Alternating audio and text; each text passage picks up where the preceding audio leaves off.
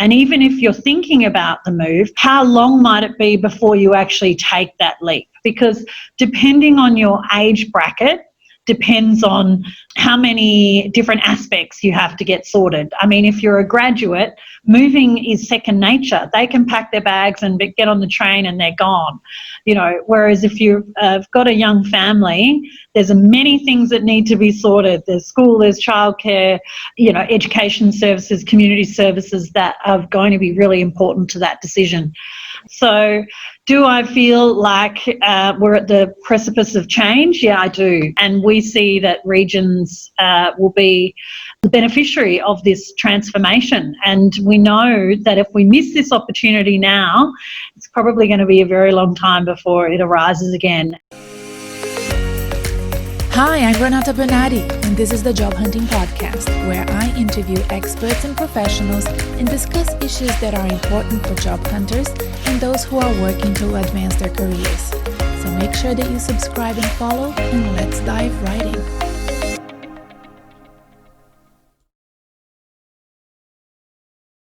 Today is mid-July in Melbourne, and I had the opportunity to catch up with my friend Liz Ritchie. Liz and I worked together at CEDA, the Committee for Economic Development of Australia, many years ago, and that's how we met, and we've been in touch ever since.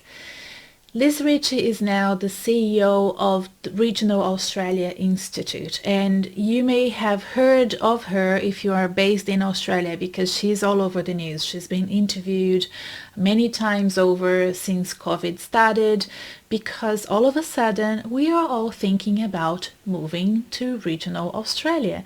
And if you are overseas, maybe that's a trend that's also happening in your country. We really don't need to be based in metropolitan areas anymore if we're going to be working from home. There could be a reason for you to want to move interstate or move somewhere closer to your parents or your family and friends, or just have a more relaxed lifestyle or a more affordable lifestyle. There are many reasons why you would want to get away from metropolitan areas and into regional areas. And Liz is milking it for all it's worth. This is a job that's made for her. She is a regional girl. She was born and raised in regional New South Wales, and she will tell you a little bit about her beginnings in the beginning of this podcast. But after she moved to Melbourne, she had a wonderful career working not only for CEDA, where we both worked and loved the work that we do. It's a wonderful think tank and a great MBA and way of meeting lots of people and knowing a lot of different sectors and industries very quickly. She was there for longer than I was, and then moved into a major bank in Australia called Westpac, where she was the regional general manager, and then moved to Canberra to work for Regional Australia Institute. So that's just, a snippet of all of the things she's done. You will find her on LinkedIn if you're a bit more curious about Liz's career. Liz is a winner of the Business News 40 Under 40 in WA, and she has been recognized many times over for her contributions to business, community, gender diversity. She's an advocate for women in the workforce and has worked relentlessly to support women across all of the jobs that she has done. She's a graduate of the Australian Institute of Company Directors and has a Master of Applied Science in Organizational Dynamics from RMIT, as well as a Bachelor of PR from RMIT as well. She will tell you a bit about it as well and why she decided to do public relations early on. She also completed the Institute of Executive Leadership and Coaching certificate back in 2019, and I'm not surprised with that. She's a wonderful leader, and I'm sure she does that sort of coaching leadership that is so valuable these days. I think that this is a topic that will resonate with all of our listeners around the world. It might be something that you have the appetite to do right now if you're currently in transition, or it may be something that you could plan and do later on. like I am thinking at the moment. My husband and I have always wanted to plan and do something like moving to a regional area later on in life. So stick around, and there will be lots of links in the episode show notes for you. To give you an idea, her website, Regional Australia Institute, has an amazing tool that lists lots of different areas, regions and towns across Australia, and has indexed them for livability. There's a Bohemian index, which I think is fantastic for somebody like my husband. We really need to look at that. But also employment, unemployment, the type of knowledge, skills, and number of business owners in different parts of Australia. It's such a great tool. If you are outside of Australia and considering one day coming to Australia to live, there is a migration page for the Australian Regional Institute, and from that page you might want to join their Facebook group, and I think that that would be a great one if you're overseas, and you can start communicating and asking questions and observing how migrants have adjusted to living in regional Australia. So lots of interesting links on the episode show notes. So wherever you found this podcast, it has been filmed, so it could be YouTube, but also Spotify, iTunes, or my blog. Make sure that you read the blog and the episode show notes to find those great links. So without further ado, here is Liz Ritchie for you. Bye for now. Yes. You know, you're following me everywhere I look. There you are. Because, darling. Because you are on ABC and the Herald Sun and the Mamma Mia podcast and everywhere. Because I think the same way that organizations are having to do those restructures, people that have lost their jobs, and even those who haven't, like Andrea and I, are thinking, is this the right time for us to do what we always wanted to do? Or is... and I'm interested in that. When you say that's what you always wanted to do, like move out and get that property, I mean, how long's that been an idea in your mind? Well, not as long as it has been in your mind. Well, it was born in my mind, darling. I know. But I'm interested. Can you remember a trigger point? Because that's really interesting data for us as a professional, a family, raising, children. There's different milestones in a person's life where, those ideas are formulated, but actually timing doesn't allow for that move. Well, my friends and I talk about it all the time. And my friends, music to my ears. Yes. My friends who have more money than I do have already started buying property. So those that can afford to have two properties have already done so. So they may have a smaller property in a Melbourne. They sold their bigger property, have a smaller property in Melbourne, and they have a bigger property in Gippsland or Castlemaine, or even beyond. Castlemaine is too close, but you know what I mean. Some are in the Mornington Peninsula, some are in Phillip Island, some are, around Melbourne. Right? So they have already started doing that. Others, like me, just talk about it all the time. Because it will have to be a transition where we sell here and buy there. I can't have it both ways. Even though we have been... But it's the thing that Melbournians do, Liz. You have to come and sit as an observer to a brunch in Elwood. Or Brighton or anywhere that I go to. We just sit there and we discuss strategies of how we're going to dream of ways to get out. Yes. But see, I was that person, and I actually thought that it was more based on the fact that a lot of my network were also country people and grew up in the country, and that we'd all done that rite of passage to Melbourne and Sydney, studied, etc., your beginning career. But we were always talking about that as well, and most of them, a majority, have done it in some way. There's only a few still kind of holding on for various reasons, and there's some who will never go back. For them, city life is for them. But what I'm interested in is, and I'm interested in people who haven't been raised in regional Australia. What does it take to turn that switch on? To say, what is it that you're imagining in your mind? Because this is really important stuff for us. And I'm happy to talk about this. In fact, I realise I think you're already recording, aren't you?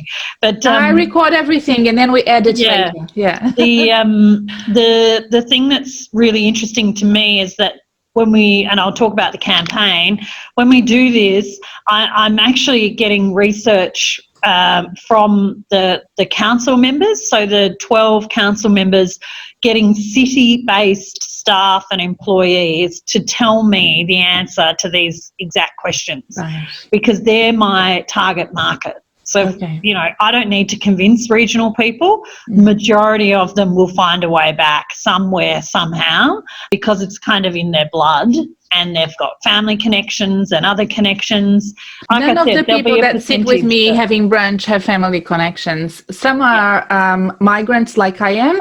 Others are Australians born and raised, but they are from interstate. They might be from Queensland, they might be from New South Wales, and they've landed here, but they don't want to go back to where they came. They just want to go to Castlemaine.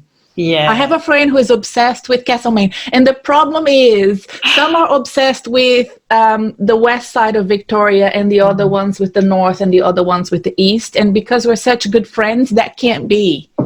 We have to congregate on one of the areas to make it easier for us as we get older. It's just such perhaps I do need to come and sit in one of your brunches, because what really interests me is what is it, again, about that imagined construct that it makes the east and the west and the north more attractive to each of your counterparts, because there's something imagined or felt, the experience that's been had, because so much of any big moves in life, I think, is the idea of the, imagined future. How do you see that rolling out? And things are never as we, envisage they might be. There'll be elements of that come true, and there'll be elements that are really difficult that, we didn't prepare for, because you couldn't see that. That hindsight is quite frustrating at times. Especially with a big move like that. And I wonder if people are romanticizing the idea of moving to countryside. So I want to take us sort of in the step-by-step kind of framework that I think would be ideal. Is it okay to drink my tea? Well, I'm drinking mine. Look, I have even a bigger cup than yours. So talking about things that are ideal and looking at them in hindsight, when I think of the conversations that we used to have back in the day and the job that you have now, I can't think of a better job for you. I know. Thank you. And, just the combination of being in Canberra and anything with the word regional, it's just perfect. And I know how much you loved being in Perth and how much you loved working for CEDA. I loved CEDA as well. But this is just so you. So I wanted to ask you, how did this happen? Tell us how you landed there.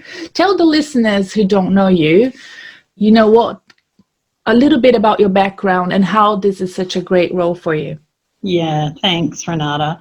Well, the starting point is that it is a dream role. It's the place that I know I'm meant to be. And that is a really important starting point, because it hasn't been easy, like any new leadership role, stepping into an organisation that has a past, that is transitioning or needs to transition. It's been quite tough. And so the fact that this is where I know I need to be, and my passion is so aligned with the organisation's purpose, is that I know that if you can push through the hard days, the better days are ahead, and that I could not, in all good conscience, not be the person to see that change occur. So that's possibly a good starting point.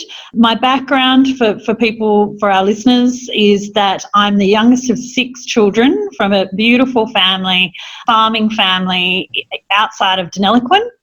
Deniliquin's southern New South Wales, just over the border of Echuca-Moama, probably slightly more famous than Deniliquin, although Deniliquin did become famous for its Deniliquin world record ute muster. So I'll talk about that in a moment.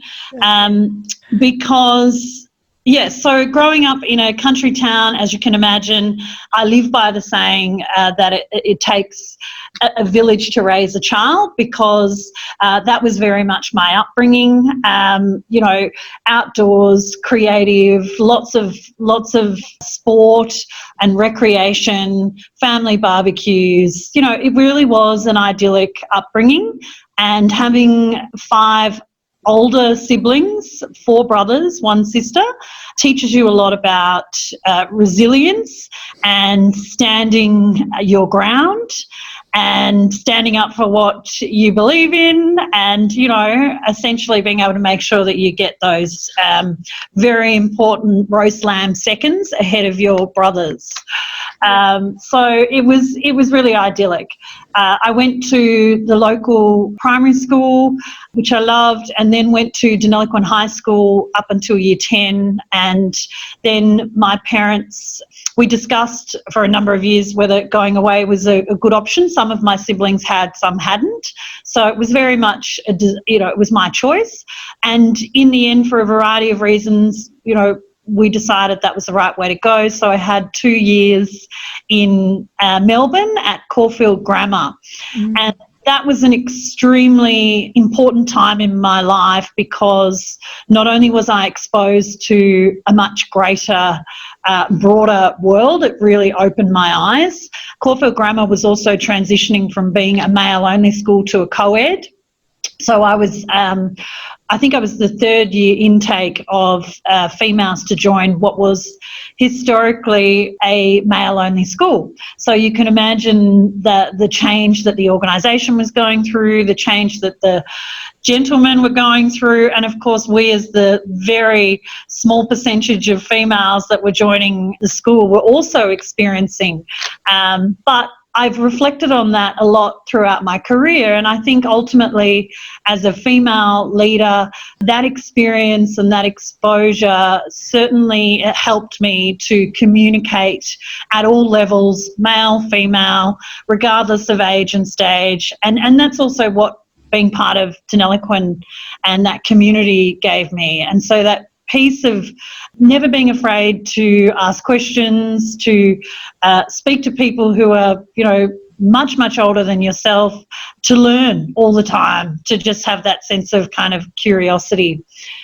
So I studied public relations at RMIT, which was a kind of natural step for me as well. I felt it was either journalism or psychology, and I felt like I landed somewhere in the middle with doing public relations, and loved that course.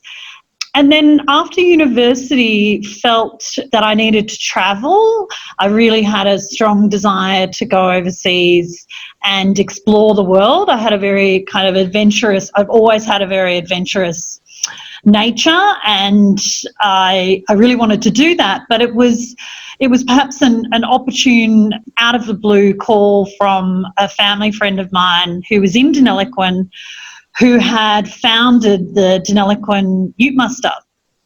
And this is an incredible story, because Deniliquin is an agricultural region, and very much, I guess, formed through the success of its agricultural background. And so when a region like that experiences countless droughts, this is back in year 2000 at the time, or it's probably the 1999 actually, the drought was significant. And so a group of locals came together to say, what can we do to put Deniliquin on the map and to help our community in a time of drought? And this group of volunteers had a few different town hall meetings, if you can imagine, And through that process of creation and innovation, the ideas came forth that Deniliquin was famous for its agricultural background, and what was linked to that was utes. And so the idea of holding a Guinness World Record ute muster was formed. Sounds very obscure, but alas, something that has never been done. Is a Australian creation as well, isn't it? Yeah. The car was utility. first. The utility car was created here by what, Ford or? I think it was Ford. Yeah, that's terrible. I should remember that. I can't remember, but yes, and it was very unique to our, I guess, agricultural background, because farmers were famous for their variety of utes. So it did work. Like the idea, you could see, the seeds of success in that just initial concept. And then very quickly the community, completely through volunteer effort, held the first world record ute muster with a big concert, country music concert. And lo and behold, they had people travel from all over the country. Over 2,000 utes came in the first year, and the Guinness World Record was set. It was underway. Okay. So, listeners, if you don't know what a ute is, or if you want to see a picture of the world record, look at the episode show notes. I will certainly find one and add there for you. Good. Or look up just in case. Deniliquin. We're listening in over 50 countries, so just in case people have no idea what a newt is, look it up on the episode show notes. All right. Or give me a call. So the reason that's important is because it was the second year that my family friend, who'd been, I think she was the tourism manager of Deniliquin at the time, contacted me and said, Liz, we need to employ a festival director for the second year. So that after success in year one on volunteer effort, they realised they needed to have somebody to lead it. So I was extremely fortunate as a graduate to come home and be the first festival director for the Deniliquin Ute Muster. And it really was life-changing, because when you talk about how I ended up where I am today, it really started in that role. Because that role is not on your LinkedIn. It needs to be. It's on my CV, Renata. It's on my CV. I talk widely about it because I'm very proud of it. I absolutely loved that role, and the people that I worked with, the board, we're a volunteer board, and we had hundreds of volunteers who gave of their time and helped me out in the office and just did whatever they could. And I guess for me, it instilled that whole notion of what is possible with a simple idea and human effort and capacity to make a difference. And though it's that thinking, it's that value set that stayed with me, and it just was so inspiring that it sort of propelled my thinking even back then, and that's 21 years ago, so I'm going to give away my age. And I literally back in those days thought, this is how I want to live. I want to live regionally and be able to make a difference. We didn't have the technology anywhere like we have today, but certainly that notion of somehow, somewhere in my future, not only supporting regional development and economic development of regions, but to somehow get back to regional Australia and know that I was going to play a role. So it really did start back 21 years ago. Wow. And look, when I do an intro for this podcast, I'm going to list all of your jobs and your bio and your accomplishments. Otherwise, we're just going to go on and on forever here. But I know, such a great and story. you know I can talk. I can talk too long. and I remember when we used to sit and talk about what we wanted to do after CEDA, even though we loved CEDA. and you used to say you want to go back to, regional Victoria, or you want to work in the regions and you want to work in Canberra. I'm like, that job doesn't exist. And I didn't tell you that because I, wanted to be a supportive friend. But I was like, I don't know what she's talking about. It just doesn't seem like it can be done. But here we all are. And I think that feeling that we have, that I had for you individually as somebody who wanted to work in the regions or for the regions, also, I have to admit, continued on in roles that I had where I could influence policy, and I didn't. Most recently, when I was at Monash University, I, for a year and a half, went back and forth to Sydney to participate in a project called the National Outlook with CSIRO and a bunch of organizations, including Monash University, looking at the future of Australia and looking at different scenarios. So it was really about policy levers that you could pull that would generate different outcomes for Australia 40 years from now. And I love that concept of thinking what it is that we're doing now, and what would that mean? How can we do modeling, mathematical modeling, to see what it would mean for urban planning, what it would mean for climate, what it would mean for the way that we use and generate energy and blah, blah, blah. Even though we loved the policy levers that we used to call green and gold, which was gold regional, when it came time to publish the report, it was watered down because we didn't feel there was appetite politically for us to boost any of that. Now, I say this because this was pre-COVID. I'm not sure post-COVID if that is still the same. I'd love to see those scenarios. All of that data, because the data is much bigger than what's in the report. I would pull all of that data back again and say, okay, let's look at this again. Because remote work and the ability to, and the trust we are now building between employers and employees means that we can give them this chance and make life more affordable as well. Affordability is part of the brunch discussion. It is, and it should be, and I'm not surprised. I mean, that's what we hear frequently, that it is about affordability, but it's also about a better lifestyle. I mean, we discussed how much we love working at Cedar, and I loved that, but I never got past the commute. I hated the commuting. And I just thought this is such a waste of time. And then as the rise of our iPhone addiction, I just felt it was really sad that we'd, be jammed in, hundreds of us jammed in on the tram or train, and there would be no interaction, no communication. I mean, I'm one of those frightening people that if you step into a lift with me, you'll end up in a 3-minute conversation.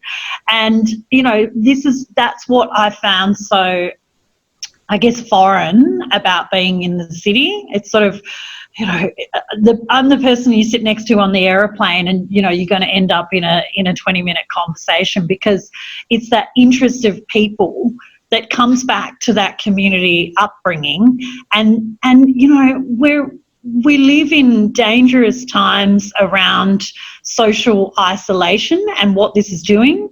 Record levels of mental health issues, suicides that we're seeing, sadly.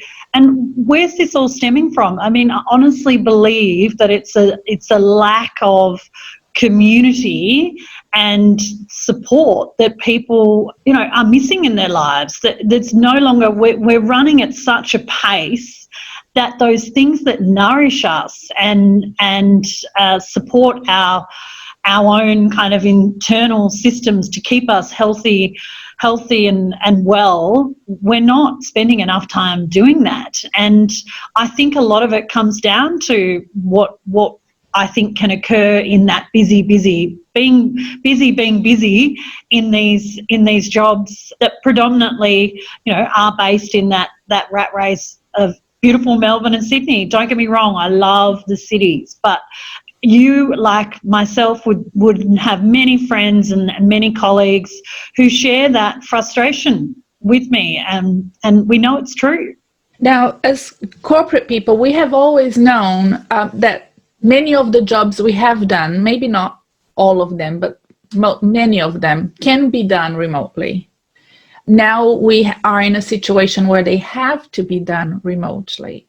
Do you see this translating into more flexibility and potentially different policies that will allow people to make those decisions in their lives?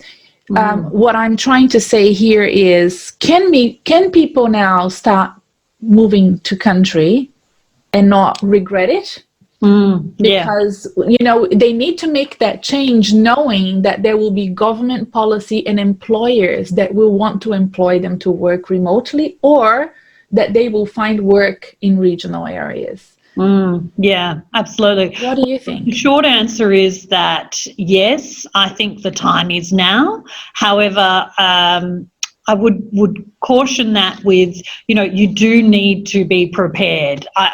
You do need to have all of your different facets of your life lined up so that you can be well supported in that move.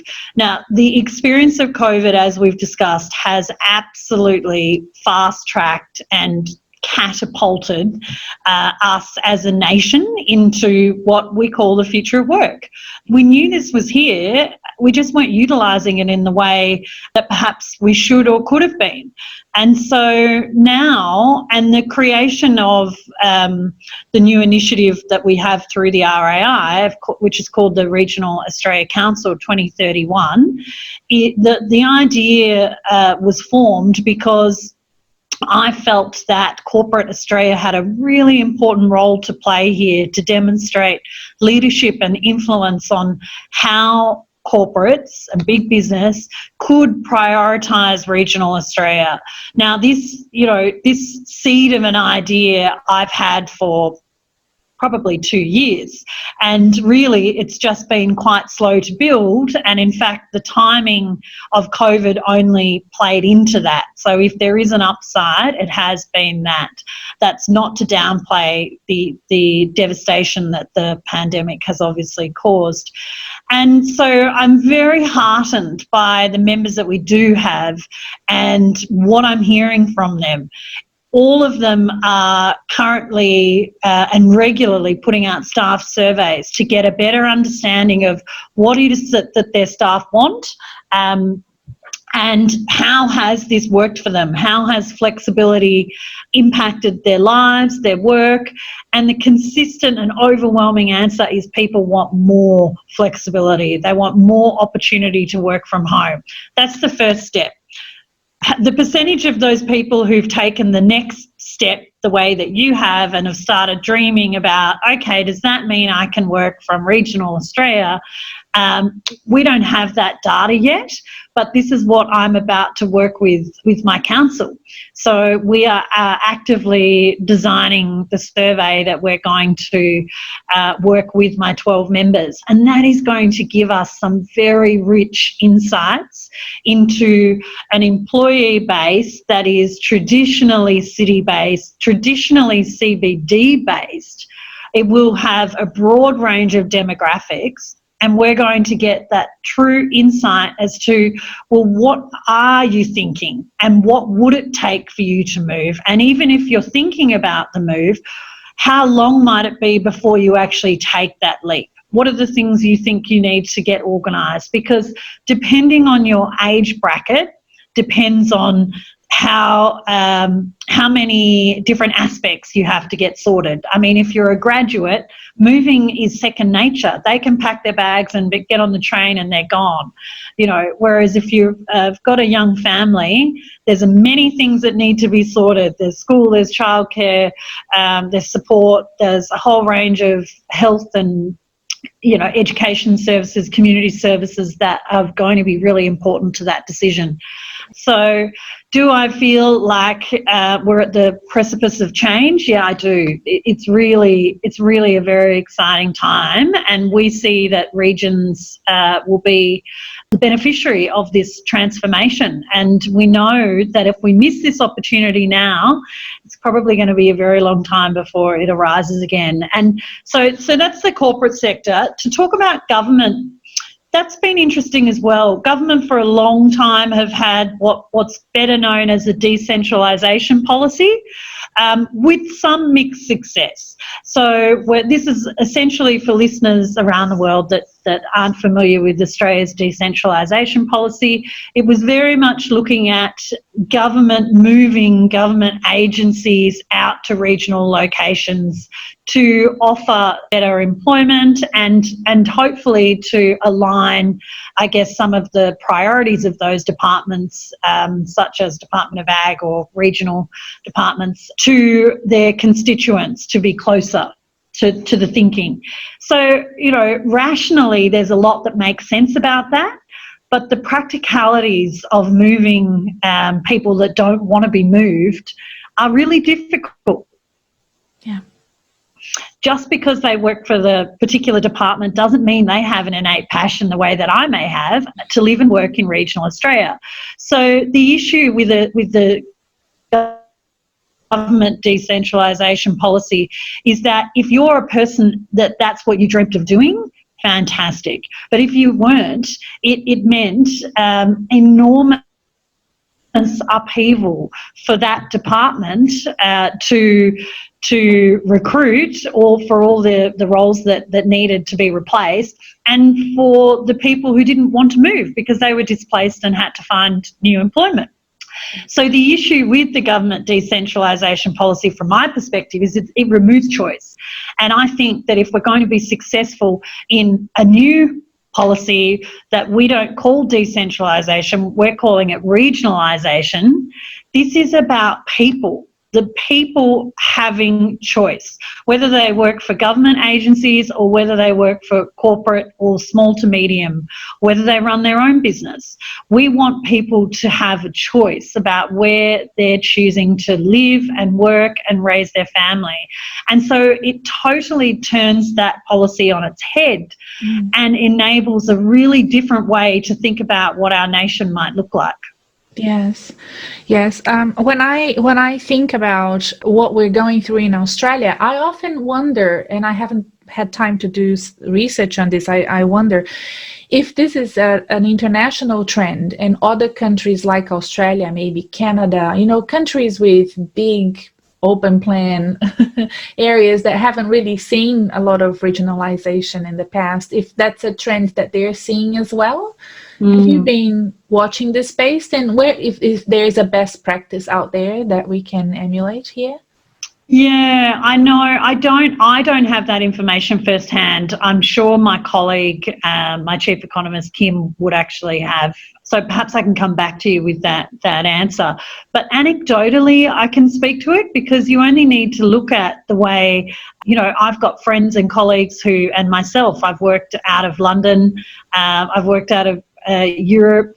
I mean, they operate very differently. And if you think about global companies, I could use the example of Expedia Group, who are in my council, so they won't mind me sharing the story. Their head of corporate affairs and brand is based out of Singapore. She rarely goes to an office. That's where she's worked from well before COVID. Because they work on international timeframes, and so they're constantly having to schedule their lives flexibly so that they can manage meetings globally to ensure that you're getting the footprint, getting that global footprint to have the appropriate people in meetings.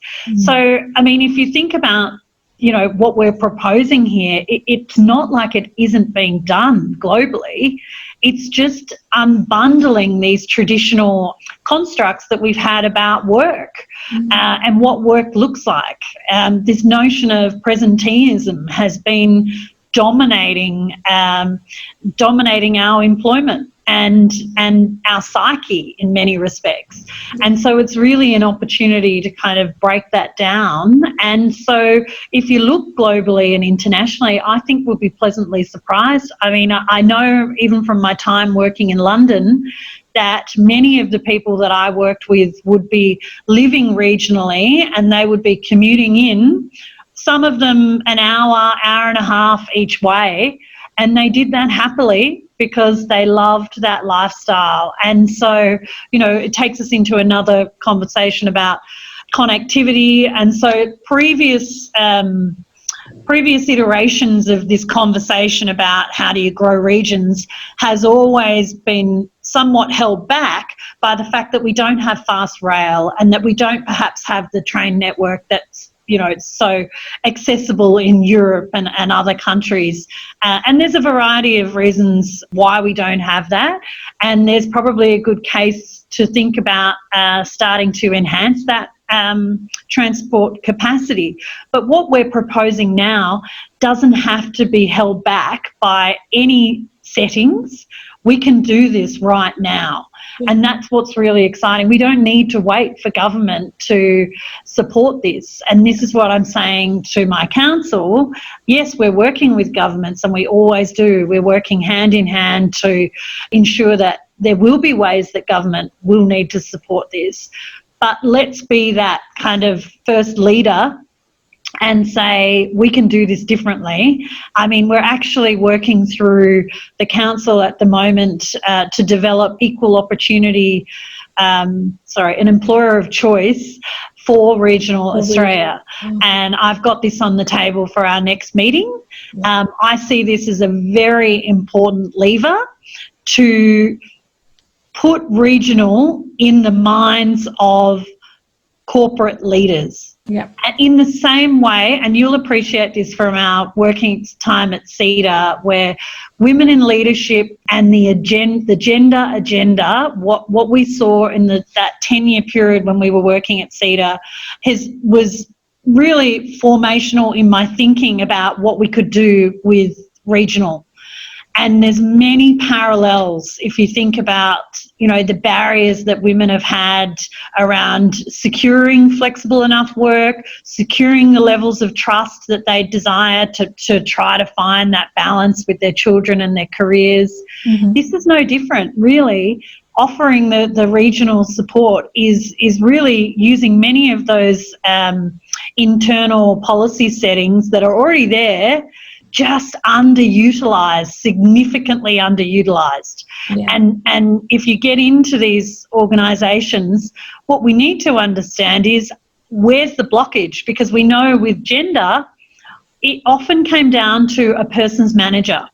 So it might have been very well supported internally and externally at CEO level and executive level, and then as you cascade down through organisations, there were blockages. So this will be no different. So what we need is CEOs around the country, around the world, to step up here and say there's a different way to run your business that will have a lot of benefits to your business.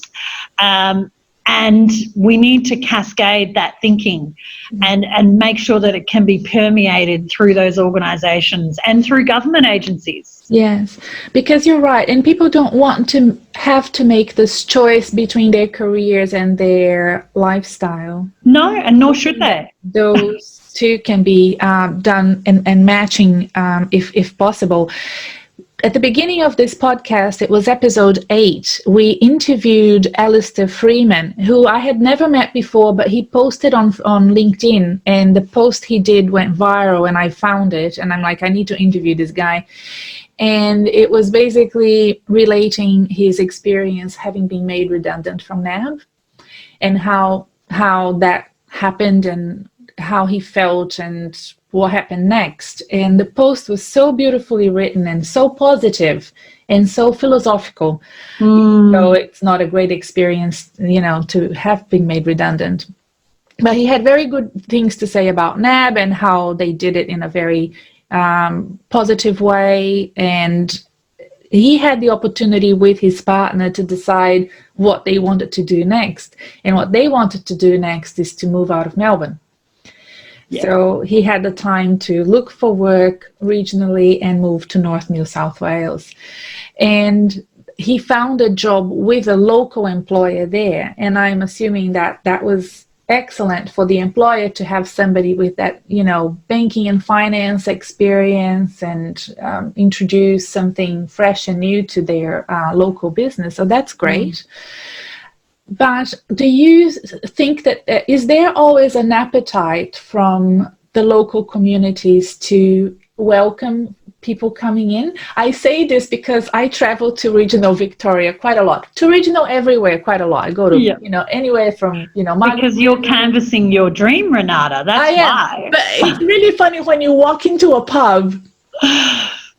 You know that feeling? You walk into a pub and it's like you're in a movie. Everybody looks at you, right? Who are these people? They could be just admiring, you know, your beautiful face and eclectic outfit. Often it's that, we know they're not local. They're not locals. They're definitely not locals. And it's lovely, you know, and eventually we chat and we get together and talk. But there's that awkwardness, you know, you're going to be scrutinized and you're not really sure if you're that welcome, you know? Yeah. So, look, it's a good question. I think, again, you know, what's exciting about regional Australia is also terrifying, and that's the diversity. So you've got tiny, tiny towns we call heartland regions, and then you've got your beautiful regional cities, and then you've got everything in between. And that experience and that story you've just told will be different regardless of which, you know, depending on which town you're entering or regional city.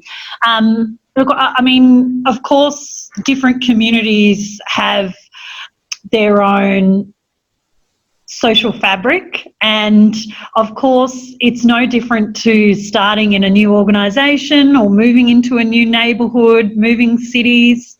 You know, the experience of trying to find people that you connect with will be no different to moving, you know, in Melbourne to Mordialloc where you are, and trying to find that tribe that you know, you feel you have that connection with. I guess, you know, it's what you put in is what you get generally in anything in life. And so knowing you, Renata, there may have been a sideward glance, but by the end of it, they were probably buying you a drink, and, you know, you were talking about when you might visit next time. So it's personality driven. I think a lot of these things. I mean, I'm an extrovert like you, but my partner is an introvert, and the idea of going up and talking to a stranger, which I do regularly, he just stands back and just has the jitters. But, you know, that's his personality, and so he's very lucky that I'm happy to be the front woman. Oh, well, no, I am actually the introvert in our relationship. I'm a closeted introvert. You think I'm an extrovert? I'm probably not. So that's quite interesting because of where I've seen you in your work, but that's often common as well. When we go out, Andrea is the one who is the superstar. I just need to sit and watch. Yeah, I just need to that's gorgeous. Sit and watch and laugh. Yeah, that's gorgeous. But we think, you know, I think that it's important to talk about that, because we romanticize this idea of moving to country towns, and it takes a while to get yourself involved in the community, and it can be quite lonely. And it's the same with every move if you're moving countries as well. I've noticed that with your team, you have somebody that is I forget the title, but she is regional and migration as well. Yes. Can you explain the sort of work that you do involving migrants in regional Australia? Yes, yeah. Look, so the RAI is a think tank, and a piece of work that was developed a couple of years ago, so under my predecessor, found that through migration, and largely secondary migration, a number of quite small regional communities were able to tap into not only new labour, but to welcome migrants to a community and provide them with really essentially a whole new life. And this, I guess the way this was framed through our lens and our thinking is this is really a powerful demonstration of what a locally led migration strategy can do.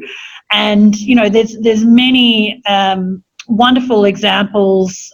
Neil's probably one of the most famous, the Lover Duck business there. I was thinking of them. Yeah. Yeah, okay. and it's probably one of the more famous stories. Okay. But ultimately, you know, these regional towns, and these are very tiny regional towns. So when I talk about that diversity, some of these towns have been seeing net outflow of population for a variety of reasons.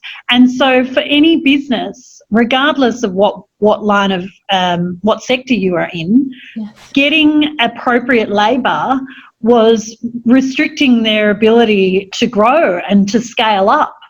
And so, you know, again, through some entrepreneurial thinking, realised that there's a whole community, a migrant community, who potentially don't love living in our large cities, perhaps migrated from regional areas of their own countries, and the opportunity to raise their family and work in a regional area ticks a lot of boxes. Now, it's not a quick process. It really does take very strong local leadership, and the demonstration of Neil is just a wonderful example of what's possible, that local champion leading that change and doing it with a lot of volunteer effort. Yeah, well, I'm going to quickly explain that Neil is a town in regional Victoria, and Lover Duck is a company in that town that hired migrants to work for them, and it worked really well.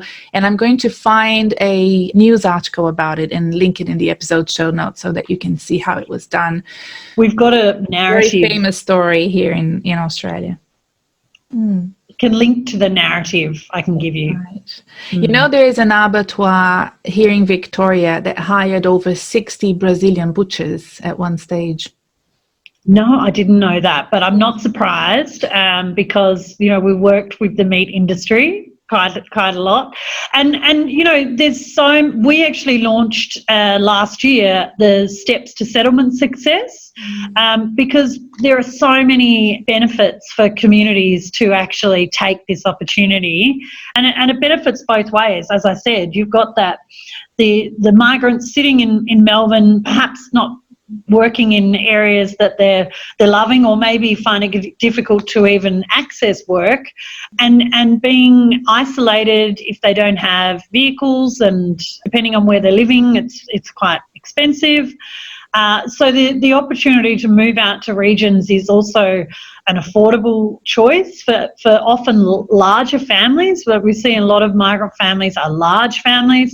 And so having that opportunity to be part of a community and the cultural dimension that they bring. I mean, you know, to your previous question about feeling as if it might be hard to connect, the stories that we've showcased through our migration narratives, and we've got 8 of them on our website if you wanted to draw your listeners to that. Okay, we'll do. We, time and time again, every example, you've seen the community with warm and open arms to welcome the migrants, because they see and understand the benefits of, you know, bringing population back to their region, but diversifying their population, building that sense of cohesion, building a new future. It's different to their history, but it's creating a new way of their town thinking about themselves. Like the way that they've lived in the past is not the way the town functions into the future. So ensuring that you've got that diversity of culture is creating sense of vitality, really, and a great opportunity to learn from one another. And so there's beautiful stories about those experiences. So it's something that my migration director has spent 12 months as part of her role working around the country. Prior to COVID, she was travelling a lot, working with local governments and regional groups to help them build locally led migration strategies and help them actually create the framework to make that possible. Yes. And it's something that we're very passionate about at the Regions here at the Institute. Yeah. I'm going to link that, and I'm also going to link the report I saw from your chief economist on the Q2 information about jobs in regional Australia. I thought that was really interesting, so I'm going to link that as well. Is there anything else you would like to say to the listeners before we wrap up? We've had a wide-ranging conversation. Yeah. I think what I would say about employment, one of the things that we seek to do at the Institute is bust myths. And in the time that I've been with the Institute, which is coming up to 2 years, nearly 2.5 actually, we have been very successful at educating our constituents and politicians and any stakeholder about the opportunities for work in regional Australia. And this was not well known. I think like the same perception that people have about population leaving the regions, which we've also busted, work was the same. There was this perception that there are no opportunities in regional Australia, and if you choose to make that move, you will be taking a backward step.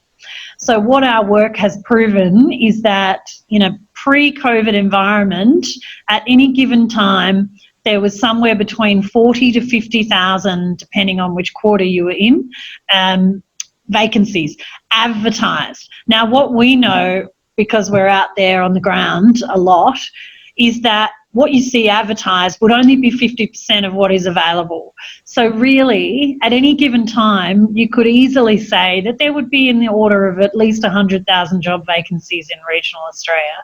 And what's exciting about those job vacancies is, yes, they're a mixture of, low, medium and high skill base, but predominantly they are high skill base. And what I mean by that is there are wonderful salaries that are possibly equal to the salaries that people are enjoying in our metropolitan cities that are available to them. Now, some of them mean that you need to move further afield and the like, or have traditionally.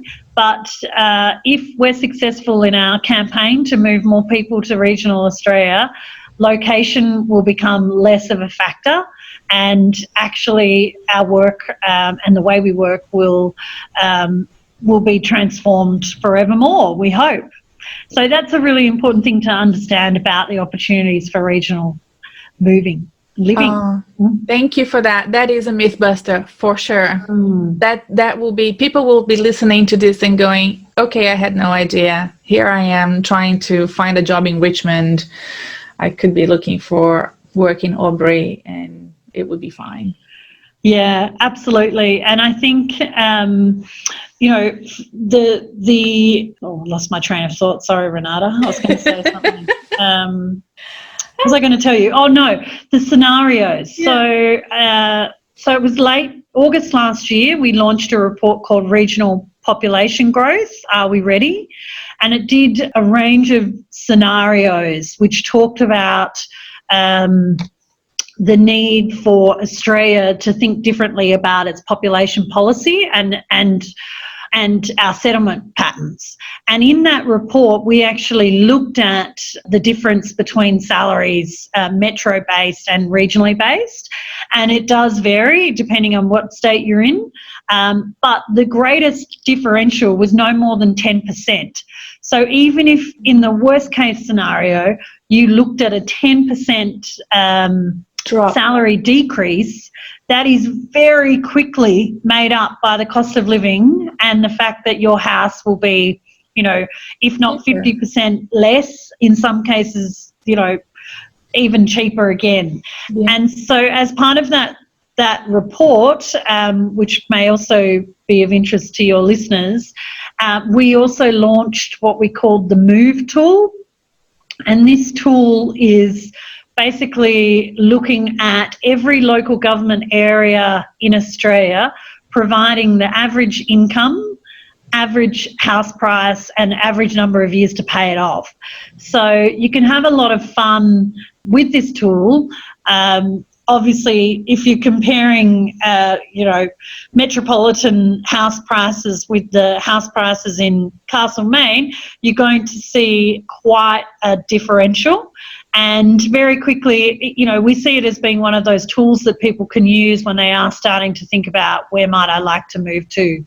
Absolutely. I can't believe we left this for the very end. Oh, the juicy bits. Look at this. Oh, well, I'm going to download the Move tool right away.